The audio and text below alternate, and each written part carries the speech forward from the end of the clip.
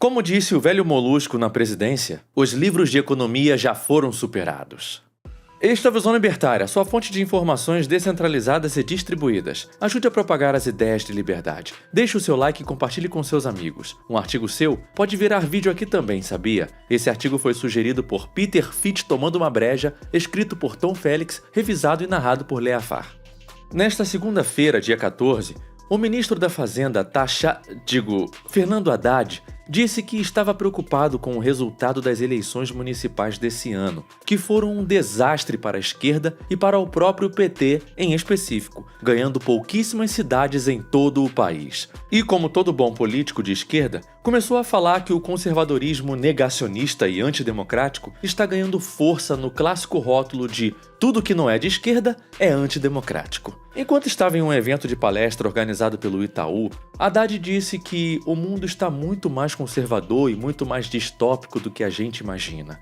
Hoje tem espaço para todo tipo de retórica. Aquilo que parecia improvável 10, 20 anos atrás, improvável do ponto de vista retórico, hoje existe lugar de fala. Como se diz no jargão usual para qualquer um, existe lugar de fala para qualquer narrativa. Ele disse que o discurso conservador está ganhando força, apesar de imaginar que isso ficaria para trás após a derrota de Bolsonaro em 2022. Ele declarou que há um discurso anticientífico, antidemocrático e intolerante que não está perdendo espaço no Brasil. A maior parte disso é apenas o velho chororô da esquerda, chamando todos que discordam deles de intolerantes, antidemocráticos, negacionistas e anticiência. Mas será então que o ministro não é negacionista e analisa o que as pesquisas científicas dizem sobre a questão econômica? Ele chegou a citar o Prêmio Nobel de Economia desse ano, que premiou o britânico Simon Johnson, o turco Daron Acemoglu e o norte-americano James A. Robinson, por sua pesquisa tripla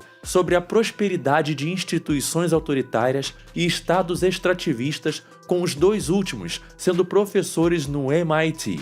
Já que o ministro se colocou em uma posição intelectual elevada por ter frequentado uma universidade, na qual ele mesmo admitiu na TV que mal prestava atenção e colava nas provas, nada mais justo do que usarmos uma pesquisa que recebeu um prêmio tão prestigiado.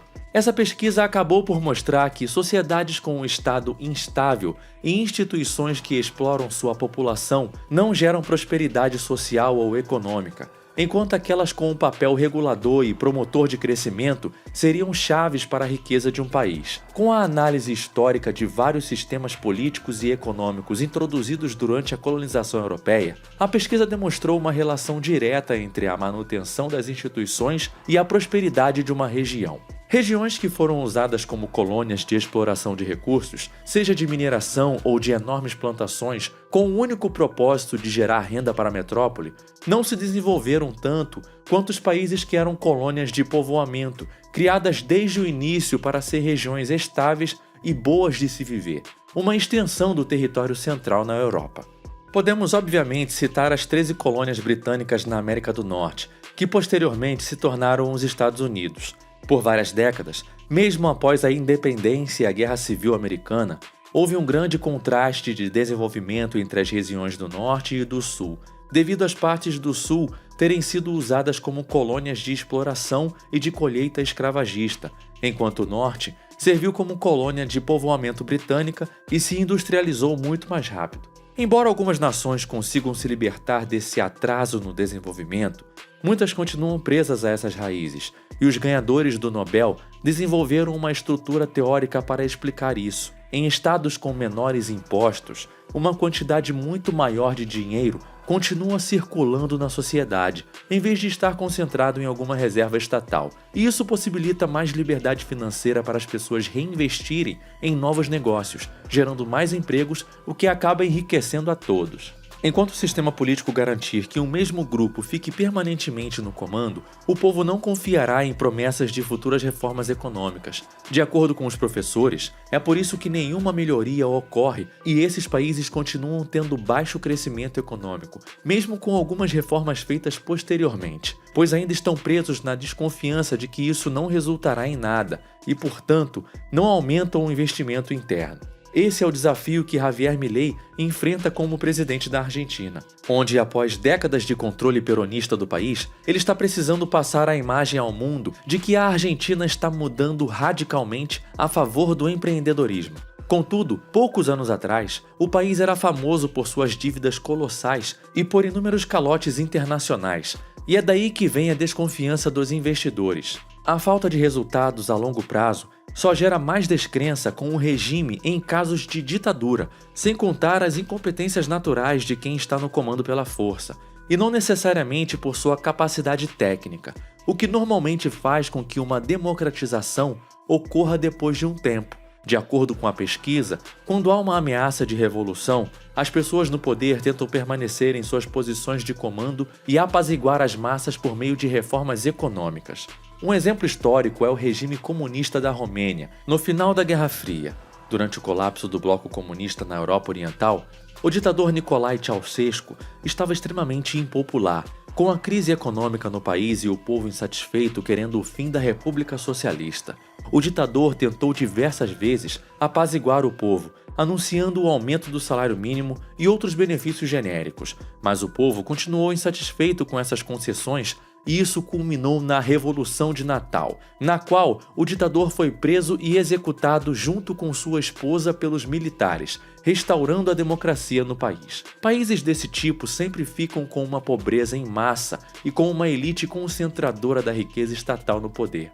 Como a população comum supera em número a elite governante, os únicos rumos possíveis são transferir o poder pacificamente ou ser removido à força, como foi o caso da Romênia. Mas além do tipo de colonização, a pesquisa também levou em conta a mortalidade de colonos que moldaram esses sistemas, junto com doenças e a quantidade de colonos europeus nessas áreas. De acordo com a Academia Sueca de Ciências, Acemoglu, Johnson e Robinson descobriram uma cadeia de causalidade que explicaria a situação de riqueza e pobreza de várias nações.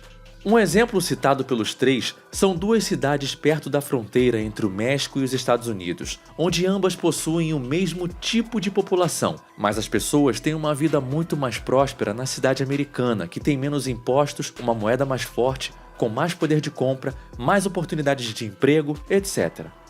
Haddad está equivocado ao dizer que penso que desenhar boas instituições é o segredo para que o desempenho econômico seja mais satisfatório. Não é necessário um Estado forte para a prosperidade econômica, como a própria pesquisa mostrou.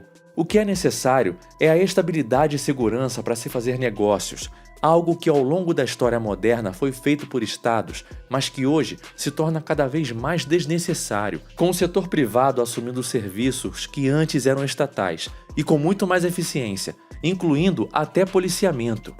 Os países africanos se assemelham às primeiras repúblicas espanholas das Américas, com um alto nível autocrático e militar, pouca estabilidade, e que continuaram a tradição de apenas extrair recursos da região. A maioria dos países africanos tem pouco menos de 70 anos de independência, em comparação com os quase 200 anos da América Latina. Portanto, para que o continente africano possa se desenvolver, são necessárias instituições estáveis naquela região. A China passou muitas décadas sendo um dos países mais pobres do mundo e só conseguiu se industrializar e evoluir após estabilizar o país internamente e atrair investidores estrangeiros. Embora ainda tenha permanecido com o regime comunista, com as novas gerações e maior contato com as ideias do Ocidente, mudanças podem ocorrer no futuro. Esse é o valor de instituições e ambientes seguros para negócios, que não precisam ser coercitivos, nem roubar do povo para gerar valor. Os vencedores do Nobel de Economia, sem querer, acabaram provando que o Brasil não progride porque está afundando em uma mentalidade política voltada apenas para a extração de recursos da sociedade, em vez de estimular o comércio interno. E o pior é que o povo nem se dá conta disso. É uma cultura política fortificada pelos inúmeros privilégios concedidos politicamente e incapaz de ver a raiz do mal que um Estado forte causa. Se limita apenas a reivindicar mais direitos pagos pelos outros e tirar vantagem de qualquer situação. Ignorantes se colocam em níveis superiores da sociedade apenas por um pedaço de papel que lhes foi dado e acabam ignorando cada vez mais os problemas reais que enfrentamos no dia a dia, pois tudo o que importa para eles é perpetuar a máquina extrativista no Brasil.